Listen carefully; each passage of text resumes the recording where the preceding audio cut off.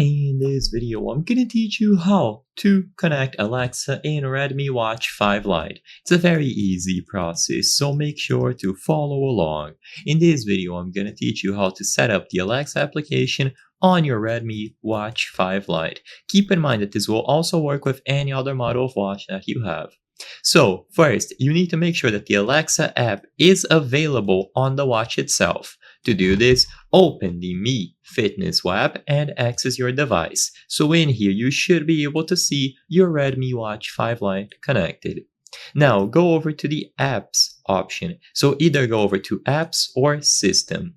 You need to look for the Sort Apps option. So on this specific version of the app, it is under System, but you might also be able to find the Apps option available. So choose whichever one you see, Sort Apps or Apps.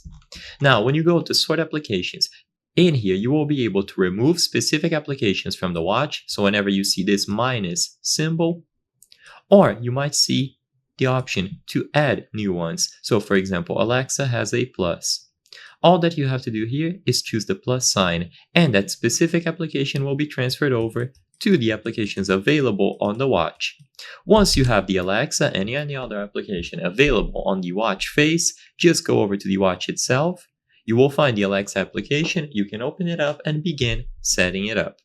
Now, keep in mind that a lot of users have reported problems with the region. For whatever reason, they get warnings that the region is invalid or that you cannot use Alexa in your specific region. Try it out with your specific app, see if it works, and if it doesn't, you might have to change the region of your device. It seems like this started happening after a recent update, but regardless, this is how you can add the Alexa app to your Watch 5 Lite. I hope I was able to help you on how to connect Alexa in Redmi Watch 5 Lite. If this video helped you, please be sure to leave a like and subscribe for more very easy tips. Thank you for watching.